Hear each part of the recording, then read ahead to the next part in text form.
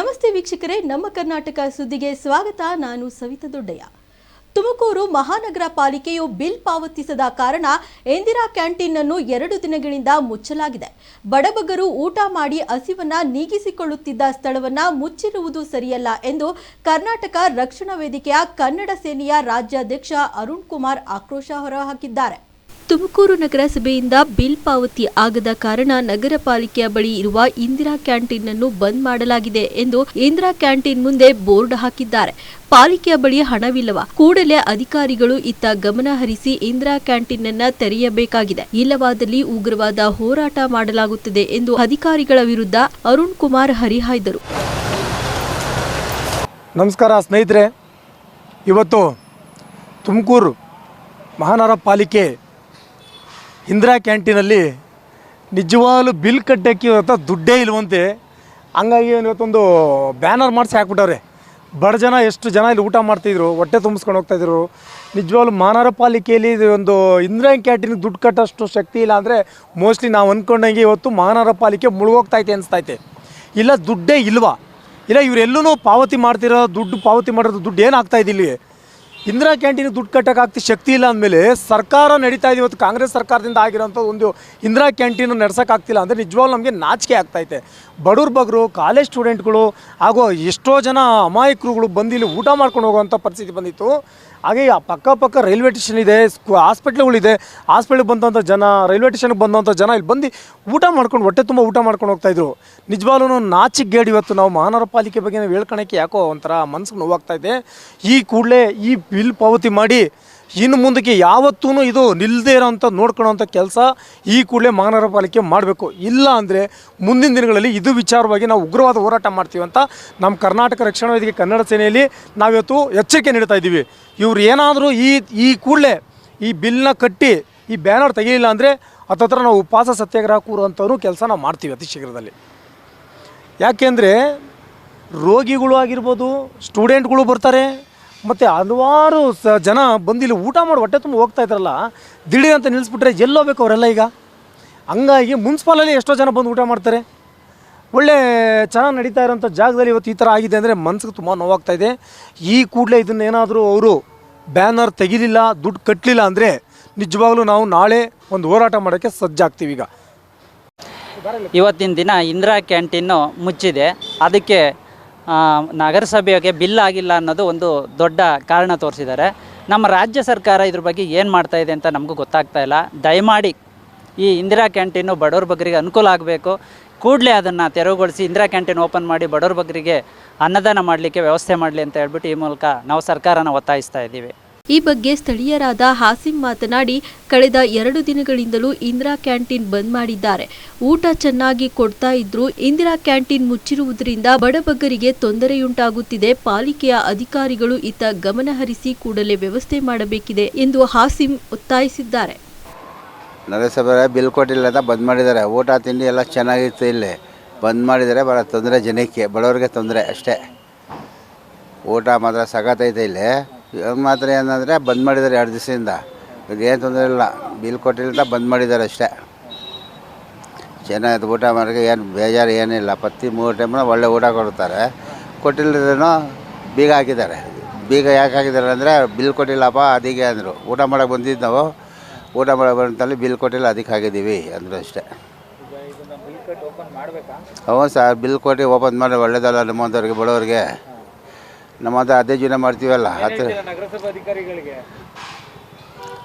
Main ಬಂದು ಬಿಸಿಲಿ ಬಡವ್ರಿಗೆ, ನಮ್ಮಂಥವ್ರಿಗೆ ಅನುಕೂಲ ಆಗುತ್ತೆ ಸರ್. ಬಡವರಿಗೆ ಊಟ ಕೊಟ್ಟಿರ್ತಾನೆ, 10 ರೂಪಾಯಿ ಕೊಡ್ತೀವಿ. ಯಾರು ಕೊಡ್ತಾರೆ ಸರ್ 10 ರೂಪಾಯಿ ಊಟ?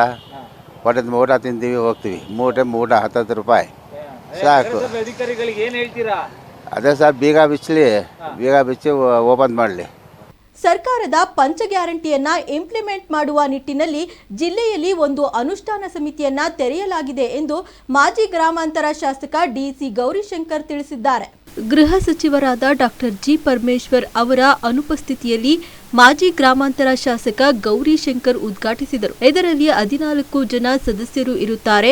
ಪಂಚ ಯೋಜನೆಗಳನ್ನು ಜನರಿಗೆ ತಲುಪಿಸುವ ಕೆಲಸವನ್ನು ಸಮಿತಿ ಮಾಡುತ್ತದೆ. ತಾಲೂಕು ಮಟ್ಟದಲ್ಲಿಯೂ ಸಮಿತಿಯನ್ನ ರಚಿಸುವ ಯೋಜನೆ ಇದೆ. ಪಂಚ ಗ್ಯಾರಂಟಿ ಏನಾದರೂ ತೊಂದರೆಯಾದರೆ ನೀವು ಇಲ್ಲಿ ಬಂದು ಸಮಸ್ಯೆ ಬಗೆಹರಿಸಿಕೊಳ್ಳಬಹುದು.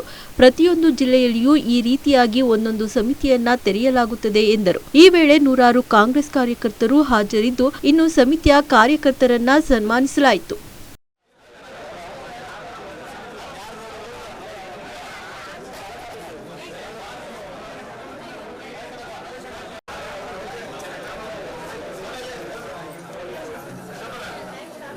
ವಿಶೇಷವಾಗಿ ನಾನು ನಮ್ಮ ನಾಯಕರಾದಂಥ ನಮ್ಮ ಜಿಲ್ಲಾ ಉಸ್ತುವಾರಿ ಸಚಿವರು ಹಾಗೂ ಕರ್ನಾಟಕದ ಜನಪ್ರಿಯ ಗೃಹ ಸಚಿವರಾದಂಥ ಸನ್ಮಾನ್ಯ ಡಾಕ್ಟರ್ ಜಿ ಪರಮೇಶ್ವರ್ ಸಾಹೇಬರಿಗೆ ನಮ್ಮ ತುಮಕೂರು ಗ್ರಾಮಾಂತರ ವಿಧಾನಸಭಾ ಕ್ಷೇತ್ರದ ಪರವಾಗಿ ನಾನು ಅವರಿಗೆ ಧನ್ಯವಾದಗಳನ್ನ ಸಲ್ಲಿಸಲಿಕ್ಕೆ ಬಯಸ್ತಾ ಇದ್ದೀನಿ. ಯಾಕೆಂದರೆ ವಿಶೇಷವಾಗಿ ಇವತ್ತು ಕಾಂಗ್ರೆಸ್ ಇವತ್ತೇನು ನಮ್ಮ ಕಾಂಗ್ರೆಸ್ ಗ್ಯಾರಂಟಿ ಸರ್ಕಾರ ಬರೋದಕ್ಕಿಂತ ಮುಂಚಿತವಾಗಿ ಈ 5 ಗ್ಯಾರಂಟಿಗಳನ್ನ ನಾವು ಜನಗಳಿಗೆ ಸರ್ಕಾರಕ್ಕೆ ನೀವು ಅಧಿಕಾರ ಕೊಟ್ಟರೆ ನಾವು ಕೊಡ್ತೀವಿ, ಇಂಪ್ಲಿಮೆಂಟ್ ಮಾಡ್ತೀವಿ ಅಂತೇಳಿ ಈ ಪ್ರಣಾಳಿಕೆ ಈ ಗ್ಯಾರಂಟಿಯ ಪ್ರಣಾಳಿಕೆ ತಯಾರು ಮಾಡಿದ್ದು ಸನ್ಮಾನ್ಯ ಡಾಕ್ಟರ್ ಜಿ ಪರಮೇಶ್ವರ್ ಅವರ ಅಧ್ಯಕ್ಷತೆಯಲ್ಲಿ. ಅದು ನಮ್ಮ ಹೆಮ್ಮೆ. ತುಮಕೂರು ಜಿಲ್ಲೆಯಲ್ಲಿ ಈ ಪ್ರಣಾಳಿಕೆಯ ಅಧ್ಯಕ್ಷತೆಯನ್ನು ವಹಿಸಿ ಇವತ್ತು ಕರ್ನಾಟಕ ರಾಜ್ಯದ ಸುಮಾರು 1,20,00,000ಕ್ಕೂ ಹೆಚ್ಚು ಕುಟುಂಬಗಳಿಗೆ ಇವತ್ತು ಎಲ್ಲ ಒಂದು ಕಡೆ ಎಲ್ಲ ಗ್ಯಾರಂಟಿ ಯೋಜನೆಗಳನ್ನ ಇವತ್ತು ತಲುಪೋದಕ್ಕೆ ಪ್ರಮುಖವಾಗಿ ಕಾರಣ ಇದಕ್ಕೆ ಡಾಕ್ಟರ್ ಜಿ ಪರಮೇಶ್ವರ್ ಸಾಹೇಬರು. ಆ ನಿಟ್ಟಿನಲ್ಲಿ ಇವತ್ತು ನಾವು ಇಡೀ ನಮ್ಮ ತಾಲೂಕಿನ ಪರವಾಗಿ ಎಲ್ಲ ಕರ್ನಾಟಕ ರಾಜ್ಯ ಜನತೆ ಇವತ್ತು ಉದಾಹರಣೆಗೆ ನಾವು ನೋಡ್ತಾ ಇದ್ವಿ ಮೊನ್ನೆ, ಯಾಕಂದರೆ ಎಲ್ಲ ದೇವಸ್ಥಾನದ್ದು ಹೇಳಕ್ಕೆ ಹೋಗೋದಿಲ್ಲ ನಾನು. ಉದಾಹರಣೆಗೆ ಮೊನ್ನೆ ಗ್ಯಾರಂಟಿ ಅನ್ನುವಂಥದ್ದು ಇವತ್ತು ಪ್ರತಿ ಮನೆ ಪಕ್ಷಾತೀತವಾಗಿ ಜಾತ್ಯತೀತವಾಗಿ ಪ್ರತಿಯೊಬ್ಬರು ಕೂಡ ತಲುಪುವಂಥ ಯೋಜನೆ ಇಡೀ ದೇಶದಲ್ಲಿ ಇತಿಹಾಸದಲ್ಲಿದೆ. ಅದು ಉತ್ತಮವಾದಂಥ ಯೋಜನೆ ಅಂದರೆ ಅದು ನಮ್ಮ ಕರ್ನಾಟಕ ಸರ್ಕಾರ, ಕಾಂಗ್ರೆಸ್ ಸರ್ಕಾರ, ಸನ್ಮಾನ್ಯ ಸಿದ್ದರಾಮಯ್ಯ ಸಾಹೇಬರವರ ಸಮ್ಮುಖ ಮತ್ತು ಡಿ ಕೆ ಶಿವಕುಮಾರ್ ಅವರ ಸಮ್ಮುಖದಲ್ಲಿ ಡಾಕ್ಟರ್ ಜಿ ಪರಮೇಶ್ವರ್ ಅವರು, ರಾಜಣ್ಣ ಅವರು ಈ ಸಮ್ಮುಖದಲ್ಲಿ ಇವತ್ತೇನು ಈ ಗ್ಯಾರಂಟಿ ಕೊಡುವಂಥ ಯೋಜನೆ ಇಡೀ ದೇಶದಲ್ಲಿ ನಂಬರ್ 1. ಸೊ ಹಾಗಾಗಿ ಭಾಳ ದೊಡ್ಡ ಮಟ್ಟಕ್ಕೆ ಭಾಳ ಇವತ್ತು ನೂರಾರು ಕುಟುಂಬಗಳು ಅಂದರೆ ಸಾವಿರಾರು ಕುಟುಂಬಗಳು ಇವತ್ತು ಒಂದೊಂದು ತಾಲೂಕಲ್ಲಿ ನೆಮ್ಮದಿ ಜೀವನ ಮಾಡ್ತಾರೆ. ಅದಕ್ಕೆ ಪ್ರಮುಖವಾಗಿ ಕಾರಣ ನಮ್ಮ ಕಾಂಗ್ರೆಸ್ ಸರ್ಕಾರ. ಜೊತೆಯಲ್ಲಿ ಇವತ್ತು ಏನು ಕೊಟ್ಟಿರತಕ್ಕಂಥ 5 ಗ್ಯಾರಂಟಿ ಯೋಜನೆಗಳನ್ನ ಇವತ್ತು ಎಲ್ರಿಗೂ ತಲುಪಬೇಕು ಅನ್ನೋವಂಥ ಉದ್ದೇಶ ಇಟ್ಕೊಂಡು ಸನ್ಮಾನ್ಯ ಮುಖ್ಯಮಂತ್ರಿಗಳು ಒಂದು ಆದೇಶ ಕೊಟ್ಟಿರ್ತಕ್ಕಂಥದ್ದು ಏನು ಅಂದರೆ ಒಂದು ಜಿಲ್ಲಾ ಕಮಿಟಿ ಮಾಡಬೇಕು, ಜಿಲ್ಲಾ ಗ್ಯಾರಂಟಿ ಕಮಿಟಿ ಮಾಡಬೇಕು, ರಿವ್ಯೂ ಆಗಬೇಕು, ಜನಗಳಿಗೆ ತಲುಪಾಯ್ತಾ, ಅಕಸ್ಮಾತ್ ತಲುಪದೆ ಹೋದರೆ ಏನು ಸಮಸ್ಯೆ ಐತೆ ಅಥವಾ ಏನು ಲಿಂಕ್ ಆಧಾರದ ಸಮಸ್ಯೆ ಇದೆಯಾ, ಆಧಾರ್ ಸಮಸ್ಯೆ ಇದೆಯಾ, ಏನು ವಿಷಯ ಅನ್ನೋವಂಥದ್ದನ್ನ ಅದೊಂದು ರಿವ್ಯೂ ಮಾಡಿ ಎಲ್ರಿಗೂ ತಲುಪಬೇಕು ಅನ್ನೋ ಉದ್ದೇಶ ಅಷ್ಟೇ ಬಿಟ್ಟರೆ ಬೇರೆ ಏನಿಲ್ಲ. ಹಾಗಾಗಿ ಜಿಲ್ಲಾ ಕಮಿಟಿ ಒಂದು ಮತ್ತು ತಾಲೂಕು ಮಟ್ಟದಲ್ಲಿ ಒಂದು ಗ್ಯಾರಂಟಿ ಸಮಿತಿಗಳನ್ನ ಮಾಡಿ ಪ್ರತಿಯೊಬ್ಬರಿಗೂ ಕೂಡ ಭೇಟಿ ಮಾಡಿ ಅವರಿಗೆ ನಮ್ಮ ಗ್ಯಾರಂಟಿ ಬಗ್ಗೆ ಅವ್ರಿಗೆಲ್ಲ ಒಂದು ಕಡೆ ಮಾಹಿತಿ ಕೊಟ್ಟು, ಅಕಸ್ಮಾತ್ ಅವ್ರಿಗೆಲ್ಲ ಒಂದು ಕಡೆ ಈ ಗ್ಯಾರಂಟಿ ಯೋಜನೆ ತಲುಪದೆ ಹೋದರೆ ಅವ್ರಿಗೂ ಕೂಡ ತಲುಪಿಸ್ಬೇಕು, ಎಲ್ರಿಗೂ ಸಮಾನತೆಯಿಂದ ಸಿಗಬೇಕು ಈ ಯೋಜನೆ ಅನ್ನೋಂಥ ಸರ್ಕಾರದ ಉದ್ದೇಶ ಏನಿದೆಯೋ ಹಾಗಾಗಿ ಎಲ್ರಿಗೂ ಕೊಡುವಂಥ ಕೆಲಸಕ್ಕೆ ಇವತ್ತು ಎಲ್ಲ ತಾಲೂಕು ಮಟ್ಟದಲ್ಲೂ ಕೂಡ ಇಡೀ ಕರ್ನಾಟಕದಲ್ಲಿ ಗ್ಯಾರಂಟಿ ಸಮಿತಿ ರಚನೆ ಮಾಡಿದ್ದಾರೆ ಸರ್ಕಾರ. ಜೊತೆಯಲ್ಲಿ ವಿಶೇಷವಾಗಿ ಇವತ್ತು ನಮ್ಮ ತಾಲೂಕಲ್ಲಿ ಸನ್ಮಾನ್ಯ ಡಾಕ್ಟರ್ ಜಿ ಪರಮೇಶ್ವರ್ ಅವರ ಆಶೀರ್ವಾದಗಳೊಂದಿಗೆ ನಾನಾಗಲೇ ಅವರಿಗೆ ಒಂದು ಪಟ್ಟಿಯನ್ನು ಕೊಟ್ಟಿದ್ದೆ. ಈ ಥರ ನೀವು ನಮ್ಮ ತಾಲೂಕಿನಲ್ಲಿ ಇವತ್ತೇನು ಸರ್ಕಾರ ಹೊರಡಿಸಿದೆಯೋ ಆದೇಶ ಇಡೀ ಕರ್ನಾಟಕದ ಎಲ್ಲ ತಾಲೂಕಲ್ಲೂ ಕೂಡ ತಾಲೂಕು ಸಮಿತಿಗಳನ್ನ ಮಾಡಬೇಕು ಅಂತ ಏನು ತಾವು ಕೊಟ್ಟಿದ್ದೀರಿ, ಅದೇ ರೀತಿ ನಮ್ಮ ತಾಲೂಕಿನಲ್ಲಿ ಕೂಡ ತಾವು ದಯವಿಟ್ಟು ನೀವು ನಮ್ಮ ಸಮಿತಿ ಮಾಡಿಕೊಡ್ಬೇಕು ಅನ್ನೋಂಥದ್ದು ನಾನು ಅವರಿಗೆ ಕೊಟ್ಟಿದ್ದೆ.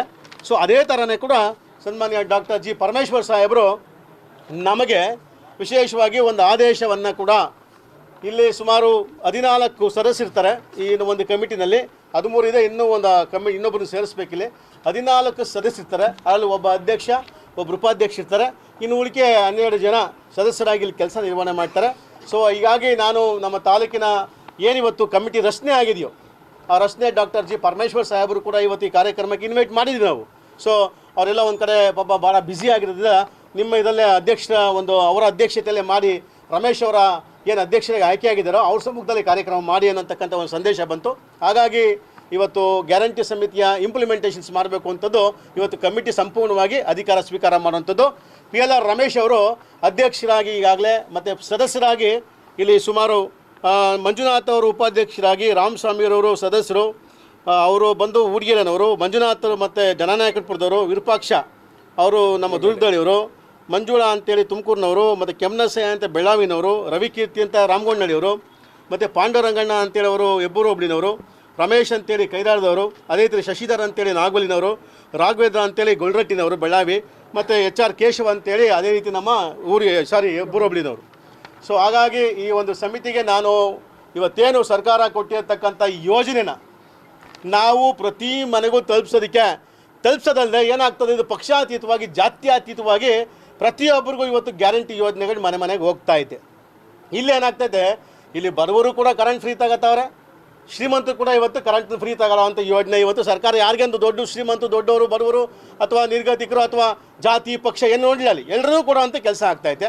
ನಮ್ಮ ತಾಲೂಕು ಅಧ್ಯಕ್ಷರು ಮತ್ತು ಕಮಿಟಿಯವರಿಗೆ ನಾನು ಎಲ್ರಿಗೂ ನಿಮ್ಗೆ ಸೂಚಿಸುವಂಥದ್ದು, ಇವತ್ತೇನು ಸರ್ಕಾರ ಕೊಟ್ಟಿರತಕ್ಕಂಥ ಗ್ಯಾರಂಟಿ ಯೋಜನೆಗಳನ್ನ ಇವತ್ತು ಇನ್ನೊಂದು 15-20 ದಿವಸ ಬಿಟ್ಟು ಅಥವಾ 1 ತಿಂಗಳು ಬಿಟ್ಟು, ಇಲ್ಲ ಜನವರಿ ಸಂಕ್ರಾಂತಿ ಹಬ್ಬ ನಂತರ ನೀವು ಒಂದು ಟೀಮ್ ಮಾಡ್ಕೊಂಡು ಒಂದು ಬ್ಲಾಕು, ನಮ್ಮ ಬ್ಲಾಕ್ ಅಧ್ಯಕ್ಷರು, ಬ್ಲಾಕ್ ಫಸ್ಟ್ ಅಧ್ಯಕ್ಷರು ಪ್ರಕಾಶ್ ಅವರು, ಬ್ಲಾಕ್ 2 ಅಧ್ಯಕ್ಷರು ಪಂಡಿತ್ ನಾರಾಯಣಪ್ಪನವರು, ಇವರ ಸಮ್ಮುಖದಲ್ಲಿ ಮತ್ತು ಎಲ್ಲ ಘಟಕಗಳು, ಮಹಿಳಾ ಘಟಕ, ನಮ್ಮ ಮತ್ತು IT ವಿಂಗ್ ಘಟಕ, ಯುವ ಘಟಕ, ಎಲ್ಲ ಘಟಕಗಳು ತಾವೇನಿದ್ದೀರಿ, ನೀವೆಲ್ಲರೂ ಕೂಡ 2 ವೆಹಿಕಲ್ಸ್ನ ನಾನು ಮಾಡಿಕೊಡ್ತೀನಿ.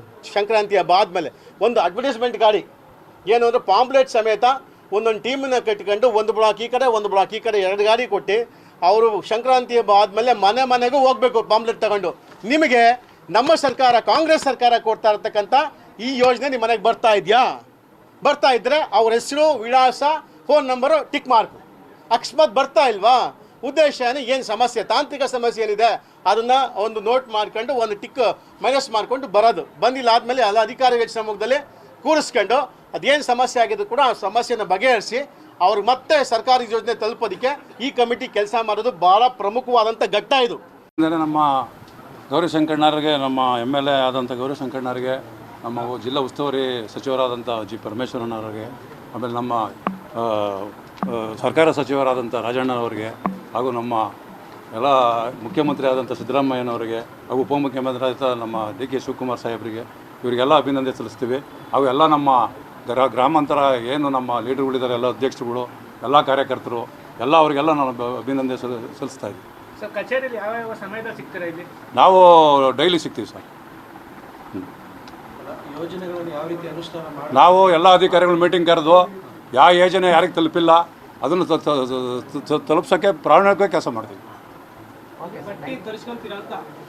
ಹೌದು, ಹಾಂ, ಪಟ್ಟಿ ತರಿಸ್ಕೊಂಡು ಈ ಇಲಾಖೆಗೆ ಎಷ್ಟು ಜನ ಅಧಿಕಾರಿ ಬರ್ತಾರೋ ಅಧಿಕಾರಿಗಳು ಮೀಟಿಂಗ್ ಕರೆದು ಅದು ಯಾರಿಗೆ ತಲುಪಿಲ್ಲ ಅವ್ರದ್ದು ಹತ್ರ ಇತ್ತಂಡು ನಾವೆಲ್ಲ ಅದು ಸಾಲ್ವ್ ಮಾಡೋಕ್ಕೆ 100% ಪ್ರಯತ್ನ ಪಡ್ತೀವಿ. ಬಹುತೇಕ ಮಹಿಳೆಯರೇ ಸ್ವಚ್ಛತಾ ಕಾರ್ಯದಲ್ಲಿ ಕಾರ್ಯನಿರ್ವಹಿಸುತ್ತಿದ್ದು ವರ್ಷ ಕಳೆಯುತ್ತಾ ಬಂದರೂ ಸಂಬಳ ಮಾತ್ರ ಇಲ್ಲ. ಜೀವನ ನಡೆಸುವುದು ಕಷ್ಟವಾಗಿದೆ. ಕಳೆದ 8 ತಿಂಗಳಿಂದ ಡ್ರೈವರ್ ಮನೆ ಮುಂದೆ ಸ್ವಚ್ಛತಾ ವಾಹನ ನಿಂತಿದ್ದು 8 ತಿಂಗಳ ಸಂಬಳ ನೀಡುವಂತೆ ಸ್ವಚ್ಛತಾಗಾರರು ಒತ್ತಾಯಿಸಿದ್ದಾರೆ. ಸ್ವಚ್ಛತೆ ಬಗ್ಗೆ ನಿರ್ಲಕ್ಷ್ಯ ವಹಿಸಿದ ಗ್ರಾಮ ಪಂಚಾಯಿತಿ ಜಾಣಕುರುಡುತನ ಪ್ರದರ್ಶಿಸಿದೆ. ಎಲ್ಲಿ ಇಷ್ಟೊಂದು ನಿರ್ಲಕ್ಷ್ಯತನ ಅಂತೀರಾ? ಈ ಸ್ಟೋರಿ ನೋಡಿ. ಶಿರಾ ತಾಲೂಕಿನ ಗೌಡಗೆರೆ ಹೋಬಳಿಯ ಚಂಗಾವರ ಗ್ರಾಮ ಪಂಚಾಯಿತಿ ವ್ಯಾಪ್ತಿಯ ಹಳ್ಳಿಗಳಲ್ಲಿ ಸ್ವಚ್ಛತೆಗೆ ಹೆಚ್ಚು ಆದ್ಯತೆ ನೀಡುವ ಉದ್ದೇಶದಿಂದ ಕಸ ಸಂಗ್ರಹಣಾ ಘಟಕವನ್ನು ನಿರ್ಮಾಣ ಮಾಡಿ ಸ್ವಚ್ಛತೆ ವಾಹನವನ್ನು ಖರೀದಿ ಮಾಡಲಾಗಿತ್ತು. ಆದರೆ ಈ ವಾಹನ ಖರೀದಿಗೆ ಹಣ ಕೊಟ್ಟು ಕೈ ತೊಳೆದುಕೊಂಡ ಗ್ರಾಮ ಪಂಚಾಯಿತಿ ವಾಹನದ ದಾಖಲಾತಿ ಮತ್ತು ಇನ್ಶೂರೆನ್ಸ್ ಕಾಪಿ ಪಡೆಯುವಲ್ಲಿ ತೀವ್ರ ನಿರ್ಲಕ್ಷ್ಯ ವಹಿಸಿದ ಕಾರಣ ಸ್ವಚ್ಛತಾ ವಾಹನಕ್ಕೆ ಈವರೆಗೂ ಯಾವುದೇ ದಾಖಲಾತಿ ಇಲ್ಲ. 2023 ಡಿಸೆಂಬರ್ನಲ್ಲಿ ವಾಹನವನ್ನು ಪಂಚಾಯಿತಿಗೆ ತರಲಾಗಿತ್ತು. ಈ ಸಂದರ್ಭದಲ್ಲಿ ಕೊಡೋ ಯಾವುದೇ ವಾಹನ ದಾಖಲಾತಿ ಪಡೆದಿಲ್ಲ ಎಂಬುದು ಗ್ರಾಮಸ್ಥರ ಆರೋಪವಾಗಿದೆ. ಕಾಟಾಚಾರಕ್ಕೆ 1 ತಿಂಗಳು ಕಸ ಸಂಗ್ರಹಣೆ ಮಾಡಿ ಸ್ವಚ್ಛತಾ ವಾಹನದ ದಾಖಲಾತಿ ಇಲ್ಲದ ಕಾರಣ ಡ್ರೈವರ್ ಮನೆ ಮುಂದೆ ವಾಹನ ನಿಲ್ಲಿಸಿ ಗ್ರಾಮ ಪಂಚಾಯಿತಿ ಕೈ ತೊಳೆದುಕೊಂಡಿದೆ.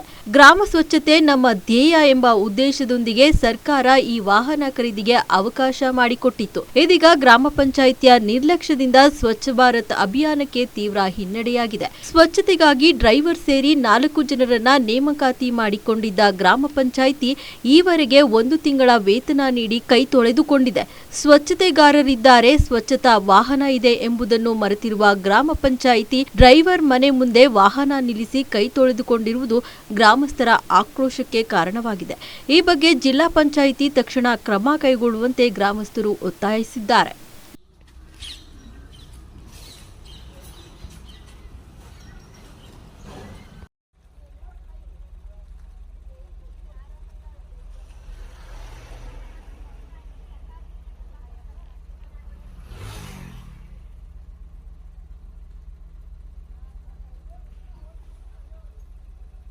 ವಾಹಿನಿ ಸ್ವಚ್ಛತಾಗಾರರು, ನಾನು ಡ್ರೈವರು. ನನ್ನ ಹೆಸರು ಬಂದು ಸುಮಿತ್ರಾ ಅಂತ. ನಮಗೆ 7 ತಿಂಗಳಿಂದ ಸಂಬಳ ಕೊಟ್ಟಿಲ್ಲ. 1 ತಿಂಗಳು ಸಂಬಳ ಕೊಟ್ಟವ್ರೆ, ಇನ್ನೂ 6 ತಿಂಗಳು ಬ್ಯಾಲೆನ್ಸ್ ಐತೆ. ಮತ್ತು ಇದು ಡಾಕ್ಯುಮೆಂಟ್ಸ್ ಇಲ್ಲ, ನಂಬರ್ ಇಲ್ಲ. ಏನಾದರೂ ಪ್ರಾಬ್ಲಮ್ ಆದರೆ ನಮ್ಮ ತಲೆ ಮೇಲೆ ಬರುತ್ತೆ ಅಂತ ನಾವು ನಿಲ್ಸಾಕಿದ್ದೀವಿ. ಡಾಕ್ಯುಮೆಂಟ್ಸ್ ಕೇಳಿದ್ರೆ ಈಗ ಆಗ ಅಂತ ಹೇಳಿ ಕೊಡಲಿಲ್ಲ ಅವರು. ಕೇಳಿದ್ರೆ ಇಲ್ಲಮ್ಮ ನಮ್ಮ ಇನ್ನೂ ಡಾಕ್ಯುಮೆಂಟ್ಸ್ ತೆಗ್ದಿಲ್ಲಮ್ಮ ಅಂತ ಹೇಳಿದ್ರು. ಹಂಗಾಗಿ ನಾವು ಕೆಲಸ ಸ್ಟಾಪ್ ಮಾಡಿದ್ದೀವಿ. ನಿಮಗೆ ಕೊಟ್ಟಿದ್ದು ಯಾವ ಗಾಡಿ ಕೊಟ್ಟಿದ್ದು ಜನವರಿಗೆ. ಜನವರಿ ಎಷ್ಟು ತಿಂಗಳು ಸಂಬಳ ಕೊಟ್ಟರು? 1 ತಿಂಗಳು ಸರ್ ಸಂಬಳ ಕೊಟ್ಟಿದ್ದು. ಸ್ಟಾರ್ಟಿಂಗ್ ನಂಬರ್ ಇರಲಿಲ್ವಾ ಇದಕ್ಕೆ? ಇಲ್ಲ ಸರ್, ಅವರು ಐತೆ ಕೊಡ್ತೀವಿ ಅಂತ ಹೇಳಿ 6 ತಿಂಗಳು ಕೆಲಸ ರನ್ನಿಂಗ್ ಮಾಡಿಸ್ಬಿಟ್ರು. ಟ್ರೈನಿಂಗ್ ಆಗಿದೆ, ನೀವು ಡ್ಯೂಟಿ ಮಾಡ್ರಮ್ಮ ಅಂತ ಹೇಳಿದ್ರು. ನಾವು ಅವ್ರು ಹೇಳ್ಯವ್ರಿ ಅಂತ ನಾವು ಕೆಲಸ ಮಾಡೀವಿ. ಸರ್ ನಂಬರ್ ಕೊಡ್ರಿ, ಇದು ಡಾಕ್ಯುಮೆಂಟ್ಸ್ ಕೊಡ್ರಿ, 1 ತಿಂಗಳು ನಾವು ಗಾಡಿಯಲ್ಲಿ ಇಕ್ಕಂತೀವಿ ಒಂದು ಸೆಟ್ ಅಂದರೆ ಈಗ ಹುಡುಕ್ತೀವಮ್ಮ ಹುಡುಕ್ತೀವಮ್ಮ ಅಂತ ಹೇಳಿ ಕೊಡಲೇ ಇಲ್ಲ ಮತ್ತು ಯಾರು ನಮಗೆ. ಮತ್ತು ಕೇಳಿದ್ರೆ ಪಂಚಾಯತಿಗೆ ನಮಗೆ ಯಾರು ರೆಸ್ಪಾನ್ಸ್ ಮಾಡಲ್ಲ ಸರ್. ಇನ್ನೊಂದು ಎಷ್ಟಿಂದ ಇಲ್ಲೇ ನಿಂತಿದೆ ಗಾಡಿ? ಇದು 6-7 ತಿಂಗಳಿಂದ ಇಲ್ಲೇ ನಿಂತೈತೆ ಸರ್. ಮನೆ ಮುಂದೆ ನಿಲ್ಸ್ಕೊಂಡಿದ್ದೀರಾ? ಕೇಳಿಲ್ಲ ಯಾಕೆ ನೀನು ನಿಲ್ಸ್ಕೊಂಡಿದ್ದೀರಾ ಅಂತ ಕೇಳಿಲ್ಲ? ಅದು ನಾವು ಇಲ್ಲಿ ನಿಲ್ಲಿಸ್ಕೊಳಲ್ಲ ಅಂತ ಹೇಳಿದ್ಕೆ ಇದು ಅಲ್ಲಿ ಫೆಸಿಲಿಟಿ ಇಲ್ಲಮ್ಮ, ಸೇಫ್ಟಿ ಇಲ್ಲ, ಅಲ್ಲಿ ಪಂಚಾಯತಿ ಹತ್ರ ಇಲ್ಲೇ ಏನನ್ನ ಹೆಚ್ಚು ಕಡಿಮೆ ಆದರೆ ನಾನು ಜವಾಬ್ದಾರಿ ಅಲ್ಲ ಅಂತ ಹೇಳಿದ್ದೀನಿ ಸರ್. ಆಯ್ತು ಇರ್ಲಿ, ಇಲ್ಲೇ ನಿಲ್ಲಿಸ್ಕೊಳಮ್ಮ ಅಂತ ಎಲ್ಲರೂ ಹೇಳಿದ್ರು. ಬ್ಯಾಟ್ರಿ ಕದ್ರು ಮತ್ತೊಂದು ಕದ್ರು ಏನೋ ಒಂದು ಆಯ್ತು, ಗ್ಲಾಸ್ ಹೊಡಿತು, ಅವಾಗ ರೆಸ್ಪಾನ್ಸಿಬಲ್ ಯಾರು ಇರ್ತೈತೆ? ಅದು ಸರ್ ಅವ್ರಿಗೆ ಹೇಳಿವಿ, ನಾವು ಇನ್ಫಾರ್ಮ್ ಮಾಡಿದ್ದೀವಿ. ಬಟ್ ಅವರು ಅದಕ್ಕೇನು ಇದು ಮಾಡಿಲ್ಲ. ನಾವು ಅಲ್ಲಿ ನಿಲ್ಲಿಸ್ಕೊಳ್ತೀವಿ ಅಂತಲೂ ಹೇಳಿಲ್ಲ, ತಗೊಂಡೋಗಿಲ್ಲ. ಅವ್ರಿಗೆ ಏನಾದರೂ ಇದ್ರೆ ಮಾತ್ರ ಎಲ್ಲಾದರೂ ಸ್ವಚ್ಛ ಮಾಡ್ರಿ ಅಂತ ಹೇಳಿದ್ರೆ ಮಾತ್ರ ಫೋಟೋ ತಕ್ಕೊಳಕ್ಕೆ ಬರ್ತಾರೆ ಸರ್. ಇಲ್ಲಿಗೆ ಹೋಗ್ತಿಲ್ಲ, ನಾನು ಬರಲ್ಲ, ಡಾಕ್ಯುಮೆಂಟ್ಸ್ ಇಲ್ಲ, ನಾನು ಬರಲ್ಲ ಅಂದರೆ ಅವರೇ ಯಾರನ್ನಾದ್ರೂ ಕರ್ಕೊಬಂದು ಫೋಟೋ ತಕ್ಕೊಂಡು ಹೋಗ್ತಾರೆ ಸರ್ ಇಲ್ಲೇನೆ. ಮತ್ತು ಈಗ ಇಲ್ಲೇ ಎದುರು ಮನೆ ಅರ್ಥಗೆ ಸುಮ್ಮನೆ ಕಸ ಹಾಕಿಸ್ಕೊಂಡು ಫೋಟೋ ತಕ್ಕೊಂಡು ಹೋಗ್ಯವ್ರಿ.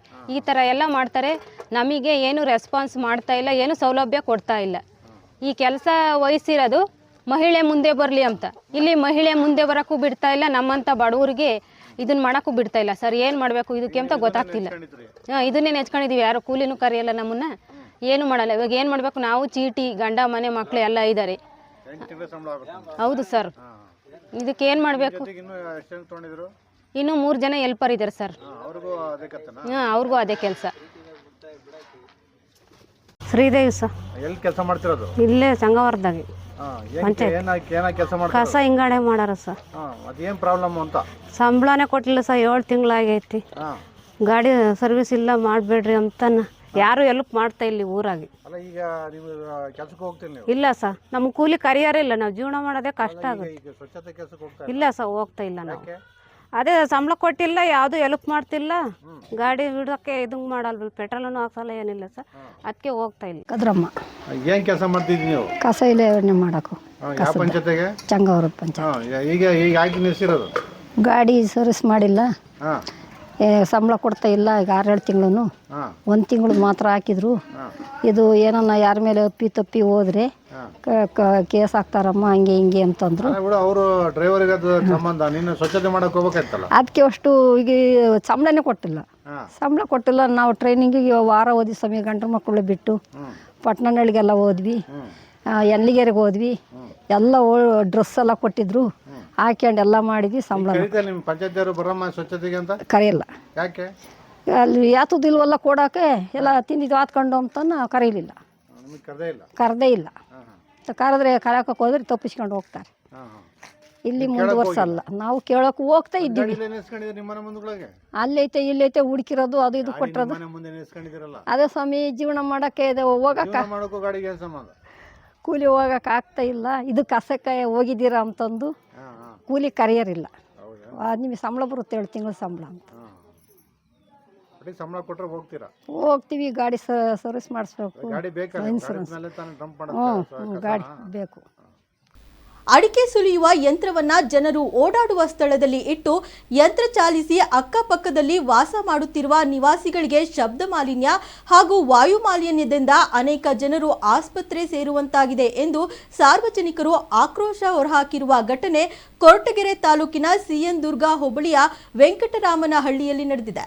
ಕೊರಟಗೆರೆ ತಾಲೂಕಿನ ಸಿಎನ್ ದುರ್ಗಾ ಹೋಬಳಿಯ ವೆಂಕಟರಾಮನಹಳ್ಳಿ ಗ್ರಾಮದಲ್ಲಿ ಸಾರ್ವಜನಿಕರು ಸಂಚಾರ ಮಾಡುವ ರಸ್ತೆಯಲ್ಲಿ ಅಡಿಕೆಕಾಯಿ ಸುಲಿಯುವ ಯಂತ್ರಗಳನ್ನ ಇಟ್ಟು ಹಗಲು ರಾತ್ರಿ ಎನ್ನದೆ ಯಂತ್ರಗಳನ್ನ ನಡೆಸುತ್ತಿರುವುದರಿಂದ ರಸ್ತೆಯಲ್ಲಿ ಸಂಚಾರ ಮಾಡುವ ಜನರಿಗೆ ಹಾಗೂ ಅಕ್ಕಪಕ್ಕದಲ್ಲಿ ವಾಸ ಮಾಡುತ್ತಿರುವ ನಿವಾಸಿಗಳಿಗೆ ಶಬ್ದ ಮಾಲಿನ್ಯ ಹಾಗೂ ವಾಯು ಮಾಲಿನ್ಯದಿಂದ ತೊಂದರೆ ಅನುಭವಿಸುತ್ತಿದ್ದಾರೆ.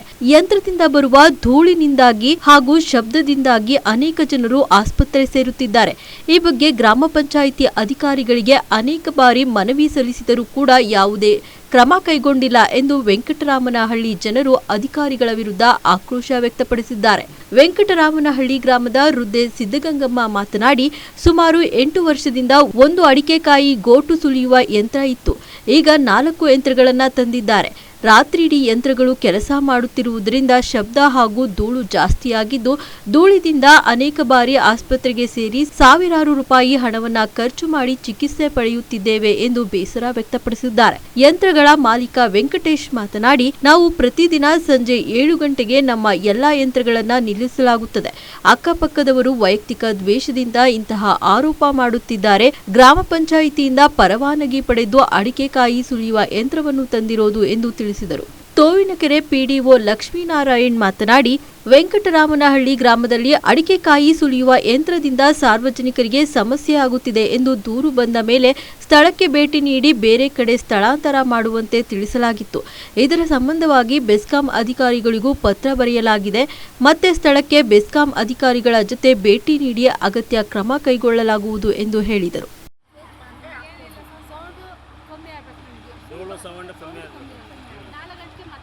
ನಾನು ಫಸ್ಟು ಇವರು 2000 ಇಸ್ವಿಲಿ ಸುಮಾರು ಒಂದು 10 ವರ್ಷದಿಂದ ಹೊಡಿತಾವ್ರೆ. ಫಸ್ಟು ಲೈಸೆನ್ಸ್ ತಗೊಂಡಿದ್ದು ಒಂದು ಮಿಷಿನ್ಗೆ. ಆ ಲೈಸೆನ್ಸು ಪಕ್ಕದ ಜಮೀನಲ್ಲಿ ತಗೊಂಡವ್ರೆ. ಅದು ರಂಗಪ್ಪ ಅವ್ರ ಹೆಸರಲ್ಲಿ ಫಸ್ಟು ಲೈಸೆನ್ಸ್ ಇತ್ತು. ಅದನ್ನು ಫೋರ್ಜರಿ ಮಾಡ್ಕೊಂಡು ಬಿತ್ತು. ಈ ಜಮೀನು ಡಾಕ್ಯುಮೆಂಟ್ ಕೊಟ್ಟಿಲ್ಲ. ಊರೊಳಗೆ ಗ್ರಾಮ ಠಾಣದ ಡಾಕ್ಯುಮೆಂಟ್ ಕೊಟ್ಟು ಲೈಸೆನ್ಸು ಮತ್ತು NOC ತಗೊಂಡವ್ರೆ. TCನೂ ಅಷ್ಟೇ, ಈ ಕಮರ್ಷಿಯಲ್ TCನೂ ಊರೊಳಗೆ ಡಾಕ್ಯುಮೆಂಟ್ ಕೊಟ್ಟು TC ಇಸ್ಕೊಂಡವ್ರೆ.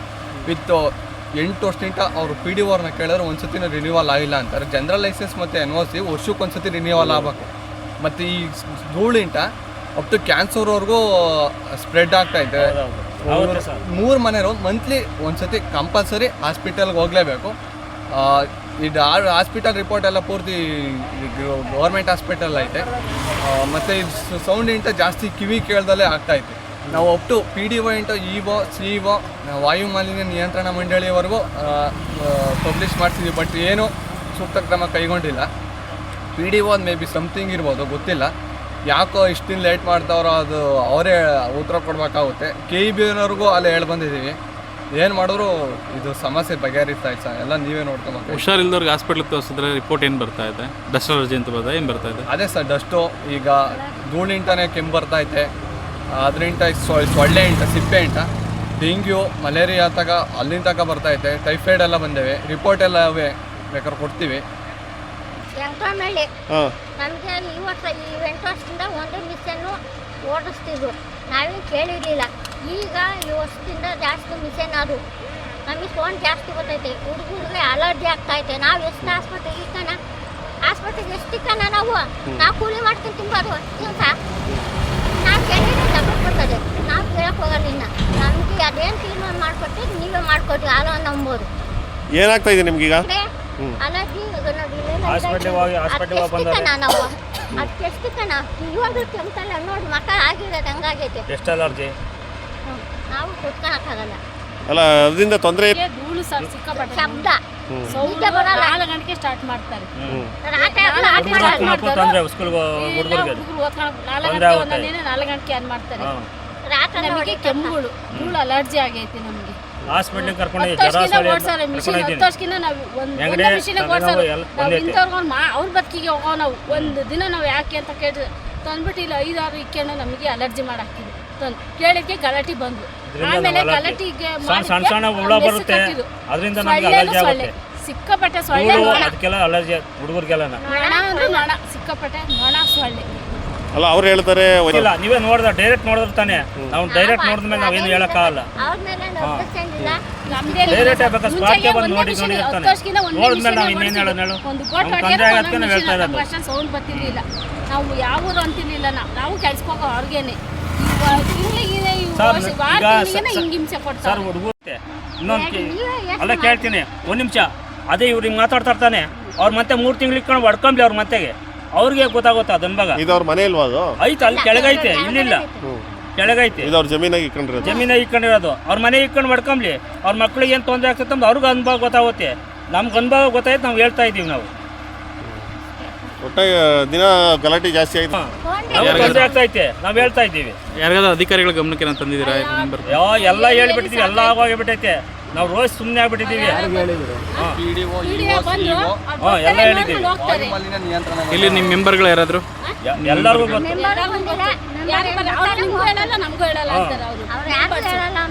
ಅದೇ ಅವ್ರ ಮತ್ತೆ ಈಗ ಮಾಡ್ಕೊಂಡು ಗೊತ್ತಾಗ್ತೈತೆ ಅವ್ರ ಮನೆಗೆ ಏನು ಕಷ್ಟ ಅಂಬೋದು. ವೆಂಕಟರಮಣಹಳ್ಳಿ ಗ್ರಾಮದಲ್ಲಿ ಈ ಒಂದು ಅಡಿಕೆ ಸುಲಿಯುವ ಯಂತ್ರ ಈ ಒಂದು ಸಮಸ್ಯೆ ಇದ್ದು ಈ ಒಂದು ಸ್ಥಳಕ್ಕೆ ನಾನು ಖುದ್ದಾಗಿ ಪರಿಶೀಲನೆ ಮಾಡಿ ಅವ್ರಿಗೆ ತಿಳಿ ಹೇಳಿದ್ದು ಸಹ ಅವರು ಸ್ಪಂದಿಸ್ತಾ ಇದ್ದಾಗ ನಾನು ನೋಟಿಸ್ ಕೊಟ್ಟಿದ್ದೀನಿ. ನೋಟಿಸ್ ಕೊಟ್ಟು ಮತ್ತು ಏನೋ ಸದರಿಯವರ ಕಡೆಯಿಂದ ಉತ್ತರ ನಿರೀಕ್ಷೆ ಮಾಡ್ತಾಯಿದ್ದೀನಿ. ಅವ್ರಿಗೂ ಮತ್ತು ಖುದ್ದಾಗಿ ಹೇಳಿದ್ದೀನಿ, ಈ ಅಕ್ರಮವಾಗಿ ನೀವು ಮಾಡ್ತಾಯಿದ್ದೀರಾ, ಇದನ್ನು ಈ ಬಗ್ಗೆ ನೀವು ನಿಲ್ಲಿಸಬೇಕು ಅಂತ ನಾವು ಹೇಳಿದ್ದು ಸಹ ಅವರು ಇದೇ ಥರ ಮುಂದುವರೆದ್ರೆ ನಾನು ಇವಾಗ ಬೆಸ್ಕಾಮ್ಗೆ ಸಂಬಂಧಪಟ್ಟ ಈ ಒಂದು ಬೆಸ್ಕಾಮ್ಗೆ ನಾನು 1 ಲಕ್ಷ ಕೊಟ್ಟಿದ್ದೀನಿ. ಹಿಂಗೆ ಮುಂದುವರೆದ್ರೆ ನಾವು ಅವರು ಅಧಿಕಾರಿಗಳ ಸಮೇತ ಹೋಗಿ ನಾವು ಇದು ಸ್ವಲ್ಪ 2 ಸರಿ ಲೆಟರ್ ಕೊಟ್ಟಿದ್ದೆ ಸರ್. 1 ಸರಿ ಕೊಟ್ಟಿದ್ದೀವಿ ಸರ್.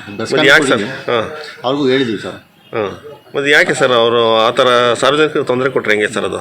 ಮತ್ತೆ ಹೋಗ್ಬಿಟ್ಟು ಅವರು ಅಲ್ಲಿ ಸ್ಥಳಕ್ಕೆ ಹಾಜರು ಮಾಡಿ ಅವರಿಗೆ ಬೆಸ್ಕಾಂ ಇಲಾಖೆಯಿಂದ ಅವ್ರನ್ನ ಸಿಬ್ಬಂದಿ ಕರ್ಕೊಂಡೋಗಿ ನಾನು ಮುಂದಿನ ಕ್ರಮ ಜರುಗಿಸ್ತೀನಿ. ಅಲ್ಲ, ನಿಮ್ಮ ಮೇಲೆ ಆರೋಪ ಇದೆ ಅಂತ ಏನಂದರೆ ಅಲ್ಲಿ ಸ್ಪೀಡಿ ಅವರು ಏನಕ್ಕೂ ಸ್ಪಂದಿಸಲ್ಲ, ನಮಗೆ ಇಲ್ಲಿ ಸುಮ್ಮನೆ ಬರ್ತಾರೆ ಹೋಗ್ತಾರೆ ಅಷ್ಟೇ ಇವರು ಅಂತಂದು ಹೇಳ್ತಾರೆ. 3 ಸರಿ ಹೆಚ್ಚು ಕಡಿಮೆ 3 ಸರಿ ನಾನು ಹೋಗಿದ್ದೀನಿ ಸರ್. ಮತ್ತು ಯಾಕೆ ಸರ್ ಸಮಸ್ಯೆ ಯಾಕೆ ಬಗೆಹರಿಸಿಲ್ಲ ಸರ್? ಮತ್ತು ಹೇಳಿದ್ದೀನಿ, ಮತ್ತು ಹೋಗಿ ಸಂಬಂಧಪಟ್ಟ ಅಧಿಕಾರಿಗಳ ಜೊತೆ ಹೋಗಿ ನಾವು ಸೂಕ್ತ ಕ್ರಮ ತಗೊಂತೀವಿ ಸರ್. ಮುಂದೆ ಮಿಷಿನಿಗೆ ಹೊಡ್ಕೊಂಡ್ಬಿಡಿ. ನಾವೇ ಬೆಳಗ್ಗೆ 5 ಗಂಟೆಗೆ ಹೊಡಿತಾ ಇಲ್ಲ, 7 ಗಂಟೆಗೆ ಹೊಡಿತಾ ಇರೋದು ನಾವು. ರಾತ್ರಿ ನಿದ್ದೆ ಮಾಡೋಕ್ಕಾಗಲ್ಲ. ಅದೆಲ್ಲ ಹೊಡೆದಿಲ್ಲ, 7 ಗಂಟೆಗೆ ಕ್ಲೋಸ್ ಮಾಡ್ತೀವಿ ಸರ್. 7 ಗಂಟೆ ಮೇಲೆ ಆಳುಗಳು ಇರ್ತಾರೆ, 6 ಗಂಟೆಗೆ ಆಳಿರಲ್ಲ. 6 ಗಂಟೆಗೆ ಆಳುಗಳು ಇರಲ್ಲ. ಅದಕ್ಕೆ ಹತ್ತಿರ ತೊಂದರೆ ಆಗ್ತೈತೆ ಅಂತ ಹೇಳ್ತಾ ಇದ್ದಾರೆ ಅವರು. ಇವಾಗ ಅವ್ರು ಅಡಿಕೆ ಮಿಷಿನ್ಗೆ ಅಡಿಕೆ ಹೋಗಲ್ಲ, ಅದಕ್ಕೋಸ್ಕರ ಇದು ಕಾಂಪಿಟೇಷನು. ಅವರು ಮಾದಿರು ಇಬ್ಬರಿಗೂ ಅಡಿಕೆ ಹೊಲ ಅದಕ್ಕೆ ಕಾಂಪಿಟೇಷನು. ಅವ್ರದ್ದೇನಿಲ್ಲ, ಯಾಕೆ ಕೇಳಿದ್ರೆ ಅಡಿಕೆ ಮಿಷಿನ ವ್ಯಾಪಾರ ಮಾಡಲ್ಲ. ಅಡಿಕೆ ತೋಟದಲ್ಲಿ ಯಾಕೆ ಕೇಳಿದ್ರೆ ಮಿಷಿನ್ ಅವರು. ನಾನು 50 ಲಕ್ಷಕ್ಕೆ ವ್ಯಾಪಾರ ಮಾಡ್ತೀನಿ, 2,000 ಅಡಿಕೆ ಗಿಡವೆ. ನಾನು ಇಕ್ಕೆಂದ್ರೆ ಏನು ಮಾಡೋದು ನಾನು? ಎಷ್ಟು ವರ್ಷದಿಂದ ಈ ಕೆಲಸ ಮಾಡ್ತೀನಿ? ನಾನು 6 ವರ್ಷ ಇಲ್ಲಿ ಬಂದು 12 ವರ್ಷ ವ್ಯಾಪಾರ ಮಾಡಿ ಇಲ್ಲಿ ಬಂದು 6 ವರ್ಷ. ನೀವು ಎಷ್ಟು ಲೈಸೆನ್ಸ್ ತೊಗೊಂಡಿರೋದು? 1 ಮಿಷಿನ್ ತಗೊಂಡಿದ್ದೀವಿ. ಮತ್ತೆ ಒಂದು ವಿಷಯ ಇಲ್ಲ, 1K ಕೊಟ್ಟಿದ್ದಾರೆ. ಅಲ್ಲ, ಇವೆಲ್ಲ ಇವಕ್ಕೆ ಲೈಸೆನ್ಸ್ ತೊಗೊಂಡಿಲ್ಲ ನೀವು? ಕೊಡಲಿಲ್ಲ. ಒಂದೇ ಮಿಷಿನ್ ತೊಗೊಂಡಿರೋದು ನೀವು? ನಡೆಸ್ತಾ ಇದ್ದೀರಲ್ಲ ನೀವು, ಲೈಸೆನ್ಸ್ ಕೊಡಲಿಲ್ಲ ಅಂದ್ರೆ ಗೊಟ್ಟೆ ಏನು ವರ್ತ ಮಾಡಿ. ಅಲ್ಲ, ಹಂಗಾದ್ರೆ ತಪ್ಪಲ್ವಾ ಅದು? ನೀವು ಲೈಸೆನ್ಸ್ ಕೊಡಲಿಲ್ಲ ಅಂದ್ರೆ ಹೊಡ್ಸಂಗಿಲ್ಲ. ರಿನ್ಯೂವಲ್ಲು ಮಾಡಿಸಿಲ್ಲ ಅಂತಾರೆ. ರಿನ್ಯೂವಲ್ ಮಾಡಿಸಿದ್ದೀವಿ ಹೇಳು. ಜಾಗ ಯಾವುದೋ ಬೇರೆ ತೋರಿಸಿ ಈ ಜಾಗಕ್ಕೆ ಪರ್ಮಿಷನ್ ತಗೊಂಡಿದ್ದೀರಾ ಅಂತಾರೆ. ಇದೇ ಜಾಗಕ್ಕೆ ತಗೊಂಡಿರೋದು, ಬೇರೆ ಜಾಗಕ್ಕೆ ಏನು ತಗೊಂಡಿಲ್ಲ. ನಾವು ಅಮ್ಮನ ಹೆಸರು ಇತ್ತು, ನಾವು ಅಮ್ಮನ ಹೆಸರು ನನ್ನ ಹೆಸರು ಚೇಂಜ್ ಮಾಡ್ಕೊಂಡು ತಗೊಂಡಿದ್ದೀವಿ. ನಮ್ಮ ಅಮ್ಮನ ಹೆಸರು ನನ್ನ ಅಪ್ಪ ಸತ್ತೋದ್ರಲ್ಲ, ನಾವು ನನ್ನ ಹೆಸರು ಮಾಡ್ಕೊಂಡಿದ್ದೀವಿ. ರೇಣುಕಾಸ್ವಾಮಿ ಹತ್ಯೆ ಪ್ರಕರಣದಲ್ಲಿ ನಟ ದರ್ಶನ್ ಅವರಿಗೆ ಅನಾರೋಗ್ಯದ ಕಾರಣ ಕರ್ನಾಟಕ ಹೈಕೋರ್ಟ್ 6 ವಾರಗಳ ಮಧ್ಯಂತರ ಜಾಮೀನು ಮಂಜೂರು ಮಾಡಿತ್ತು. ಜಾಮೀನು ಪಡೆದು ರಿಲೀಫ್ ಆಗಿದ್ದ ದರ್ಶನ್ಗೆ ಸರ್ಕಾರ ಶಾಕ್ ನೀಡಿದೆ. ದರ್ಶನ್ಗೆ ಮಂಜೂರಾಗಿರುವ ಜಾಮೀನು ಪ್ರಶ್ನಿಸಿ ಸುಪ್ರೀಂ ಕೋರ್ಟ್ಗೆ ಮೇಲ್ಮನವಿ ಸಲ್ಲಿಸಲು ಸರ್ಕಾರ ತಯಾರಿ ನಡೆಸಿದೆ. ಈ ಬಗ್ಗೆ ಮಾತನಾಡಿದ ಗೃಹ ಸಚಿವ ಡಾಕ್ಟರ್ ಜಿ ಪರಮೇಶ್ವರ್ ಅವರು, ಈ ಬಗ್ಗೆ ಗೃಹ ಕಾರ್ಯಾಲಯ ಕಾರ್ಯನಿರ್ವಹಿಸುತ್ತದೆ. ಕಾನೂನು ಇಲಾಖೆಯಿಂದ ಮಾಹಿತಿ ಪಡೆಯಬೇಕು, ಗೃಹ ಇಲಾಖೆಯಿಂದಲೂ ತೀರ್ಮಾನ ಆಗಬೇಕು. ಅಧಿಕಾರಿಗಳಿಗೆ ತಿಳಿಸಿದ್ದೇನೆ, ಮೇಲ್ಮನವಿ ಸಲ್ಲಿಸುವುದಾದರೆ ಸಲ್ಲಿಸಿ ಎಂದಿದ್ದೇನೆ ಎಂದು ತಿಳಿಸಿದರು. ಅವರು ಈಗ ಯಾವ ಡೇಟ್ನಲ್ಲಿ ಕೇಳಿದ್ದಾರೆ ಮತ್ತು ಅವರು ತೀರ್ಮಾನ ಯಾವಾಗ ಮಾಡ್ತಾರೆ ಅದೆಲ್ಲ ಗೃಹ ಇಲಾಖೆಯಲ್ಲಿ ನಮ್ಮ ಕಾರ್ಯದರ್ಶಿಗಳು ತೀರ್ಮಾನ ತಗೊಳ್ತಾರೆ. ನಾನು ಕೂಡ ಅವ್ರಿಗೆ ತಿಳಿಸಿದ್ದೇನೆ, ಒಂದು ವೇಳೆ ನೀವು ಮೇಲ್ಮನವಿಗೆ ಹೋಗೋದಾದರೆ ಹೋಗ್ಬೋದು ಅಂತೇಳಿ. ಇಲ್ಲ, ಅವರು ಬರೆದಿದ್ದಾರೆ, ಗೃಹ ಇಲಾಖೆ ಬರೆದಿದ್ದಾರೆ ಅಂತ ಮಾಹಿತಿ.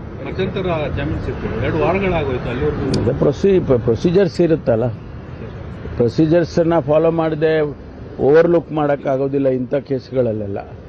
ಯಾವುದೇ ಕಾನೂನಿನ ಇಲಾಖೆ ಮಾಹಿತಿ ತಗೋಬೇಕು, ಮತ್ತು ಗೃಹ ಇಲಾಖೆ ತೀರ್ಮಾನ ತಗೋಬೇಕು. ಪ್ರಸ್ತಾವನೆ ಪೊಲೀಸ್ ಇಲಾಖೆಯಿಂದ ಗೃಹ ಇಲಾಖೆಗೆ ಬರಬೇಕು, ಸರ್ಕಾರಕ್ಕೆ.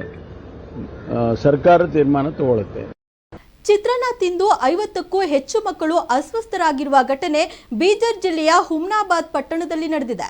ಹುಮ್ನಾಬಾದ್ ಪಟ್ಟಣದ ಹೊರವಲಯದಲ್ಲಿರುವ ಬಸವತೀರ್ಥ ವಿದ್ಯಾಪೀಠದ ಶಾಲೆಯಲ್ಲಿ ಬೆಳಗ್ಗೆ ಒಗ್ಗರಣೆ ಅನ್ನ ತಿಂದ 50ಕ್ಕೂ ಹೆಚ್ಚು ವಿದ್ಯಾರ್ಥಿಗಳು ವಾಂತಿ ಭೇದಿಯಿಂದ ಬಳಲುತ್ತಿದ್ದು ಕೂಡಲೇ ಅವರನ್ನ ಆಸ್ಪತ್ರೆಗೆ ದಾಖಲಿಸಿ ಚಿಕಿತ್ಸೆ ನೀಡಲಾಗುತ್ತಿದೆ. ಆಸ್ಪತ್ರೆಗೆ ಎಂಎಲ್ಸಿ ಭೀಮರಾವ್ ಪಾಟೀಲ್ ಭೇಟಿ ನೀಡಿದ್ದು ಮಕ್ಕಳ ಆರೋಗ್ಯ ವಿಚಾರಿಸಿದ್ದಾರೆ. ಮರಕುಂಬಿ ಗ್ರಾಮದ ದಲಿತರ ಮೇಲೆ ದೌರ್ಜನ್ಯ ಪ್ರಕರಣ ಸಂಬಂಧ ಬಂಧಿತರಾಗಿದ್ದ 101 ಆರೋಪಿಗಳಲ್ಲಿ 98 ಮಂದಿಗೆ ಜೀವಾವಧಿ ಶಿಕ್ಷೆಯನ್ನ ನೀಡಿ ಕೋರ್ಟ್ ಆದೇಶಿಸಿತ್ತು. ಆದರೆ ಇದೀಗ ಧಾರವಾಡ ಹೈಕೋರ್ಟ್ 97 ಜನರಿಗೆ ಜಾಮೀನು ಮಂಜೂರು ಮಾಡಿದೆ. ಕೊಪ್ಪಳ ಜಿಲ್ಲೆಯ ಮರಕಂಬಿ ಎಂಬ ಪುಟ್ಟ ಗ್ರಾಮ ಈಗ ದೇಶದಾದ್ಯಂತ ಸುದ್ದಿಯಲ್ಲಿದೆ. ದಲಿತರ ಮೇಲೆ ದೌರ್ಜನ್ಯ ನಡೆಸಿದ ಹಾಗೂ ಅವರ ಗುಡಿಸಲಿಗೆ ಬೆಂಕಿ ಹಚ್ಚಿದ ಆರೋಪ ಸಾಬೀತಾಗಿದ್ದರಿಂದ ಪ್ರಬಲ ಜಾತಿಗಳ 98 ಮಂದಿಗೆ ನ್ಯಾಯಾಲಯವು ಜೀವಾವಧಿ ಶಿಕ್ಷೆ ವಿಧಿಸಿತ್ತು. ಆದರೆ ಇಂದು ವಿಚಾರಣೆ ನಡೆಸಿದ ಧಾರವಾಡ ಹೈಕೋರ್ಟ್ ಪ್ರಕರಣದ 99 ಅಪರಾಧಿಗಳಿಗೆ ಜಾಮೀನು ಮಂಜೂರು ಮಾಡಿದೆ. ಮರಕಂಬಿ ಗ್ರಾಮದಲ್ಲಿ ಜಾತಿ ಸಂಘರ್ಷಕ್ಕೆ ಸುಮಾರು 20 ವರ್ಷಗಳ ಇತಿಹಾಸವಿದೆ. ಜಾತಿ ದೌರ್ಜನ್ಯ ಎಸಗುವುದು ಮತ್ತು ಅದನ್ನು ಲಘುವಾಗಿ ಪರಿಗಣಿಸುವುದರ ಪರಿಣಾಮ ಗ್ರಾಮದ ಸವರ್ಣೀಯರು ಕಂಬಿಗಳ ಹಿಂದೆ ಇರಬೇಕಾದ ಸ್ಥಿತಿ ಉಂಟಾಗಿತ್ತು. ಒಡಿಶಾದ ಭುವನೇಶ್ವರದಲ್ಲಿರುವ ಕೆಐಐಟಿ ವಿಶ್ವವಿದ್ಯಾನಿಲಯದ 19ರ ಹರೆಯದ ವಿದ್ಯಾರ್ಥಿನಿ ತೃಷ್ಣಾ ರೇ 2024ರ ಮಿಸ್ ಟೀನ್ ಯೂನಿವರ್ಸ್ ಕಿರೀಟವನ್ನು ಮುಡಿಗೇರಿಸಿಕೊಂಡಿದ್ದಾರೆ. ಜಾಗತಿಕ ವೇದಿಕೆಯಲ್ಲಿ ಇದೊಂದು ಭಾರತಕ್ಕೆ ಹೆಮ್ಮೆಯ ವಿಷಯವಾಗಿದೆ. ನವೆಂಬರ್ 1ರಿಂದ 9ರವರೆಗೆ ದಕ್ಷಿಣ ಆಫ್ರಿಕಾದ ಕಿಂಬರ್ಲಿಯಲ್ಲಿ ನಡೆದ ಪ್ರತಿಷ್ಠಿತ ಸೌಂದರ್ಯ ಸ್ಪರ್ಧೆ ಇದಾಗಿತ್ತು. ಪೆರು, ದಕ್ಷಿಣ ಆಫ್ರಿಕಾ, ಬ್ರೆಜಿಲ್, ಕೆನ್ಯಾ, ಪೋರ್ಚುಗಲ್ ಮತ್ತು ನೆದರ್ಲ್ಯಾಂಡ್ ಸೇರಿದಂತೆ 10 ಫೈನಲಿಸ್ಟ್ಗಳು ಸ್ಪರ್ಧಿಸಿದ್ದರು. ಈ ಪ್ರತಿಭಾನ್ವಿತ ಸ್ಪರ್ಧೆಗಳ ಗುಂಪಿನಲ್ಲಿ ತೃಷ್ಣಾ ರೈ ಅವರ ಪ್ರತಿಭೆ ಮತ್ತು ಸೌಂದರ್ಯದಿಂದ ಪ್ರತಿಷ್ಠಿತ ಕಿರೀಟ ಮುಡಿಗೇರಿಸಿಕೊಳ್ಳಲು ಸಾಧ್ಯವಾಯಿತು. ಪೆರು ರಾಷ್ಟ್ರದ ಅನ್ನೆ ತಾರ್ಸನ್ ಮತ್ತು ನಮೀಬಿಯಾದ ಪ್ರೆಷಿಯಸ್ ಆಂಡ್ರೇವ್ ಮೊದಲ ಮತ್ತು 2ನೇ ರನ್ನರ್ ಅಪ್ ಆಗಿ ಹೊರಹೊಮ್ಮಿದ್ದಾರೆ. ಒಡಿಶಾ ಮಾಜಿ ಮುಖ್ಯಮಂತ್ರಿ ನವೀನ್ ಪಟ್ನಾಯಕ್ ಅವರು ಸಾಮಾಜಿಕ ಮಾಧ್ಯಮದಲ್ಲಿ ಅಭಿನಂದನೆ ತಿಳಿಸಿದ್ದಾರೆ. ದಕ್ಷಿಣ ಆಫ್ರಿಕಾದ ಕಿಂಬರ್ಲಿಯಲ್ಲಿ 2024ರ ಮಿಸ್ ಟೀನ್ ಯೂನಿವರ್ಸ್ ಕಿರೀಟವನ್ನ ಮುಡಿಗೇರಿಸಿಕೊಂಡಿರುವ ಒಡಿಶಾದ ತೃಷ್ಣಾ ರೇ ಅವರಿಗೆ ಅಭಿನಂದನೆಗಳು. ಅವರು ತಮ್ಮ ವೃತ್ತಿ ಜೀವನದಲ್ಲಿ ಉನ್ನತ ಮಟ್ಟಕ್ಕೇರಲಿ ಮತ್ತು ನಮ್ಮ ರಾಜ್ಯಕ್ಕೆ ಹೆಮ್ಮೆಯ ಕ್ಷಣ ತಂದುಕೊಡಲಿ. ಅವರ ಉತ್ತಮ ಭವಿಷ್ಯಕ್ಕಾಗಿ ಶುಭ ಹಾರೈಸುತ್ತೇನೆ ಎಂದು ಬರೆದುಕೊಂಡಿದ್ದಾರೆ. ಇಷ್ಟಿತ್ತು ಈ ಹೊತ್ತಿನ ಸುದ್ದಿ ಮತ್ತು ಮನರಂಜನೆಗಾಗಿ ನೋಡ್ತಾ ಇರಿ ನಮ್ಮ ಕರ್ನಾಟಕ ಟಿವಿ. ಇದು ಕನ್ನಡಿಗರ ಭರವಸೆ.